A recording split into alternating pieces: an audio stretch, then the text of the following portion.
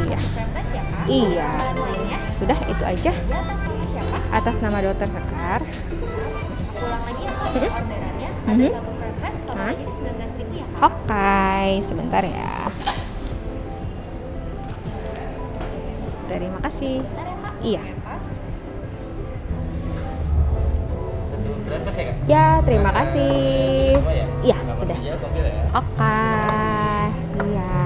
Hai, gimana? Apa yang dirasain sih? Cerita dong. Gini loh dok, ya mungkin akhir-akhir ini ya karena mungkin banyak kerjaan gitu ya, itu perut itu rasanya itu kayak apa ya, penuh, terus ya sakit sampai ke ulu hati, terus apa namanya kayak begah gitu ya, terus makan salah, nggak makan juga salah. Itu kenapa ya dok kira-kira? Udah itu lama nih ngerasain kayak gitu. Ya kadang-kadang hilang, kadang-kadang kalau lagi stres-stresnya gitu banyak kerjaan itu sering muncul, dan ya. itu mengganggu sekali dok. Ya, sebenarnya masalah yang Mbak Ita rasain itu adalah masalah gangguan pencernaan Mbak Ita loh. Itu pencernaan bagian atas Mbak Ita. Biasanya kita sebut dengan dispepsia atau orang-orang sebut sakit mah Mbak Ita. Gitu. Tapi apa sih sebenarnya sakit mah itu? Apakah definisinya itu tertentu atau? Sebenarnya bahasa kedokteran juga sakit mah ya Mbak, itu bahasanya awam aja. Di kedokteran tuh ada namanya dispepsia. Dispepsia emang bukan suatu diagnosis, tapi dia itu kumpulan gejala dari masalah yang ada di saluran pencernaan bagian atas. Yaitu yang Mbak rasakan, kayak nyeri, rasa nggak nyaman di perut, nyeri di bagian ulu hati, terus rasanya cepet kenyang, terus kembung, sering sendawa. Nah itu juga termasuk tuh, terus agak seseknya tuh bukan sesek paru ya, tapi kayak begah, rasa nggak ngeplong di nafas, itu termasuk dari tanda-tanda dispepsia. Berarti dispepsia itu terjadinya pada saluran pencernaan lambung aja atau? Jadi dispepsia itu basicnya dia kejadi sama saluran pencernaan bagian atas. Tapi secara umum saluran pencernaan itu di kita tuh ada dua Mbak, ada yang bagian atas, ada bagian bawah. Kalau yang di atas itu mulai dari mulut, kerongkongan atau kita sebut esofagus, lambung sampai dengan duodenum atau usus 12 jari. Nah, yang di bagian bawah ya sisanya ya usus halus, usus besar sampai ke dubur. Nah, dari penelitian ini mereka menggunakan endoskopi ya rata-rata penelitiannya. Dispepsia ini terjadi karena masalahnya di antara lambung sampai ke bagian duodenum. Berarti secara keseluruhan yang mengakibatkan terjadinya dispepsia itu? Jadi dispepsia itu disebabkan oleh banyak faktor sebenarnya. Tapi secara umum kita ada dua kelompok besar, karena dispepsia organik sama fungsional. Ini secara teori ya. Bedanya apa? Kalau yang organik ini biasanya dia udah ada kelainan atau penyakit-penyakit penyertanya. Seperti contohnya dia ada gastritisnya, ada duodenitisnya, ada GERD, ada gangguan di bagian duodenum atau kanker saluran cerna. Intinya adalah dia ada perubahan di struktur bagian lambungnya. Sedangkan kalau yang fungsional itu lebih cenderung ke masalah stres, psikis, terus gangguan motalitas lambung, kemudian karena faktor pola makan, yang dimana kalau fungsional ini secara pemeriksaan gitu ya, pakai USG kah atau pakai endoskopi atau gastroskopi, ini nggak ada kelainannya.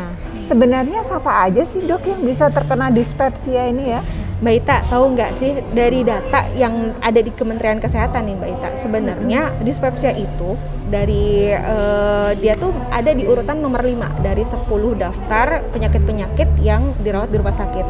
Bahkan dia di urutan ke-6 dari 10 daftar penyakit yang paling sering ditemukan di klinik. Jadi sebenarnya sering banget nih si dispepsia ini terjadi di Indonesia. Nah, kalau di penelitian yang saya pernah baca, mereka kan melakukan kuesioner dan sebagainya ya, data.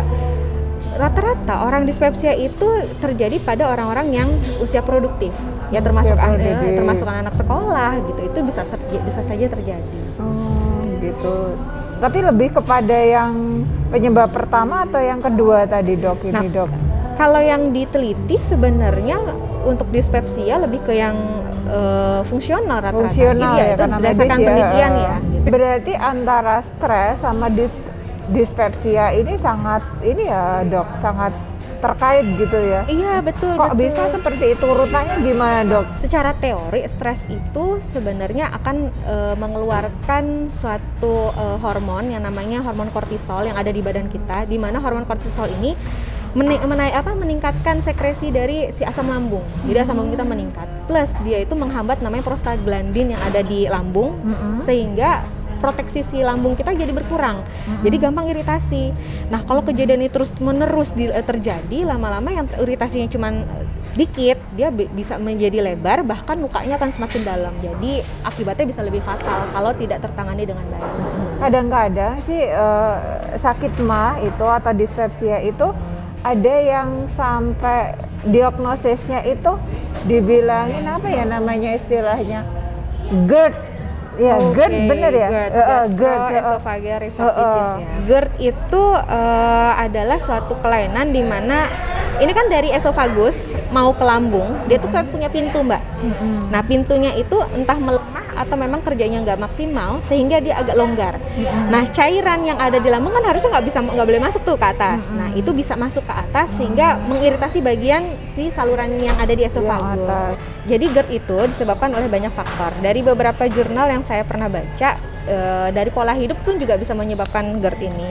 Dari kehamilan, kemudian obesitas, kemudian pola konsumsi obat-obatan yang nggak sesuai dengan standarnya atau tidak sesuai dengan aturan, terus ada hernia di bagian intestinal juga bisa menyebabkan GERD itu terjadi. Kalau gejalanya GERD itu sama nggak dengan dispepsia? Kalau gejala sebenarnya beragam, tapi kalau untuk GERD ini khasnya adalah ada heartburn, jadi kayak rasa panas terbakar di dada. Memang ini nyaru-nyaru dengan rasa nyeri pada orang yang sakit jantung. Cuman dia lebih terbakar ya rasanya ya. Terus ada namanya regurgitasi, jadi terasa pahit dan asam di lidah. Yaitu salah satu gejalanya dari si GERD. Dan rata-rata mereka terjadinya tuh setelah makan atau saat dia tidur baru kerasa. Dispepsia itu kayak suatu penyakit yang common gitu ya di masyarakat. Setiap orang hampir-hampir itu kebanyakan orang punya masalah sakit MAH ini ya. Tapi yang kita takutkan ternyata ini bukan masalah yang sepele ya kan. Bahkan beberapa kejadian kasus bahkan dispepsia ini mengakibatkan kematian gitu, Dok. Gini, Mbak, dispepsia sendiri kalau memang dispepsianya sendiri ya jarang ya sampai menyebabkan kematian. Paling dia itu bisa menyebabkan kalau memang misalkan penyebab dispepsia karena ada luka di lambung. Nah, lukanya itu semakin besar, melebar, akhirnya terjadi perdarahan. Nah, perdarahan itu yang menyebabkan kematian.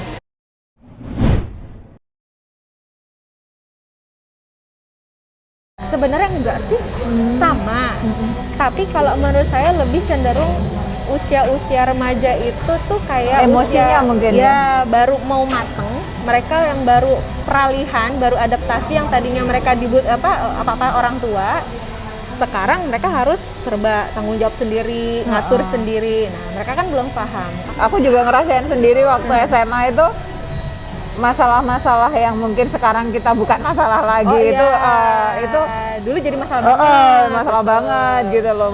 Dulu kepikiran banget gitu loh. Sekarang mah sekarang kayak gitu misalnya aja anak bilang gitu, apaan cuma gitu aja dipikirin gitu. Makanya jurnal kedokteran tuh banyak yang memfokuskan ke masalah anak-anak remaja karena ternyata emang tingkat kualitas hidupnya akan jauh lebih rendah kalau memang dari remaja ini sudah terabaikan gitu loh. Dia masa gitu bodoh ya. dengan dispepsia kan faktornya banyak, ujung-ujungnya banyak loh, Mbak. Misalkan jadi absennya rendah ya gara-gara nggak masuk ya toh gitu. Terus ujung-ujungnya pelajarannya kurang, akhirnya Sama prestasi ini, Dok, satu apa tuh? anak sekarang itu terutama remaja udah diet mati-matian. Iya betul. Nah itu Tanpa ilmu. Hah? Tanpa ilmunya. Tanpa ilmu. Iya. Karena apa? Karena tekanan dari sekolah gitu. Kalau kita lingkungan. udah gini penampilan udah no problemo gitu loh. Maksudnya bukan suatu hal karena tidak ada orang-orang yang kayak bullying gitu. Kalau di sekolah kan masih ada kan seperti itu. Jadi mungkin ya lebih Pushnya lebih kencang. pushnya lebih tinggi untuk anak sekolah kayak Iya gitu. sih benar. menurut saya gini, basically Mbak itu tuh kita tuh harus tahu, harus paham kira-kira apa sih yang mencetuskan, karena beda orang kan pasti beda. Contohnya saya sama-sama nih punya masalah lambung gitu ya. Kalau saya tercetuskan karena masalah kopi, mungkin Mbak Ita beda. Jadi kita sendiri nih sebenarnya harus kenali apa nih pencetus dari makanan atau dari faktor yang lain yang bikin mah kita kambuh lagi. Karena jujur dispepsia itu sendiri dibikin sama kita sebenarnya. Karena habitual kan basicnya ya.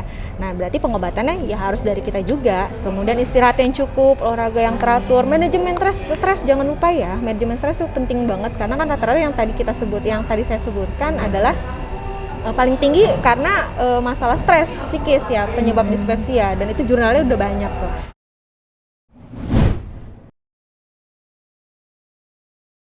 Jadi kalian udah tahu kan kenapa sakit mah itu bisa kambuh? Nah mulai dari sekarang peduli ya sama badan sendiri, jangan dianggap sepele masalah lambung ini. Kalau dianggap sepele bisa jadi permasalahannya makin lebar.